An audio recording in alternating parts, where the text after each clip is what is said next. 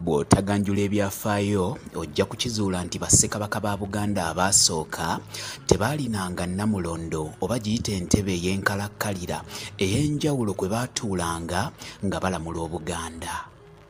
Era n'ekigambo namulondo tekyakozesebwanga kutegeeza ntebbe kabaka kwe yatuulanga, okuggyako namulondo lyali linnya eryatuumibwanga abaana ab'obuwala abaali beddira obutiko.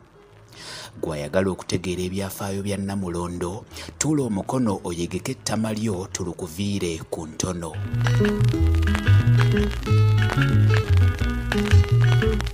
Munnange katutandikire ku kabaka wa Buganda ow'omunaana eyali ayitibwa Nakibinge Kagali. Ng'ono yalamula Obuganda wakati wa 1524 okutuusa 1554. Yalina abazaana bangi naye mu bo katunokoleyo omu yekka eyali ayitibwa Namulondo kubanga wankizo nnyo mu mboozi eno.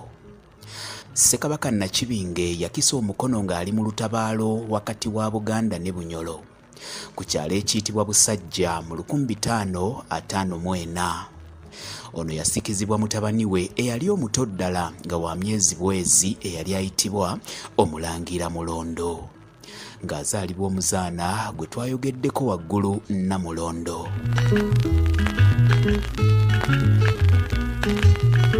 Abaami n'abazaana ba kabaka mu Buganda bwe baawulira nti Buganda yali efunye kabaka omulala beesomboola okuleeta amakulu eri kabaka waabwe omuggya.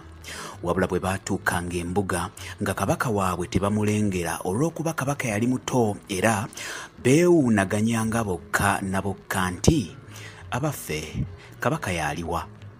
Olw'okuba ono kabaka Mulondo yali akyali muto, maama we Namulondo yamuleranga Abaganda baleme kulaba kabaka waabwe ng'akaaba.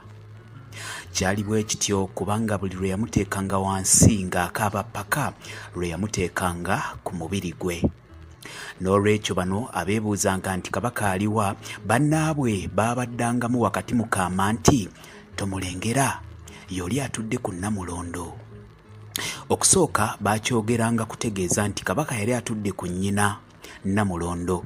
Wabula ebbanga we lyagenda liyita, wakati mu myaka n'ebisiibo ekigambo Namulondo nga kimaze okukwatayo ng'enjogera y'ennaku zino bweri, kyakakasibwa ne kitandika okukozesebwa mu kutegeeza entebbe ey'enjawulo bassekabaka ba Buganda kwe batuula n'okutuusa leero.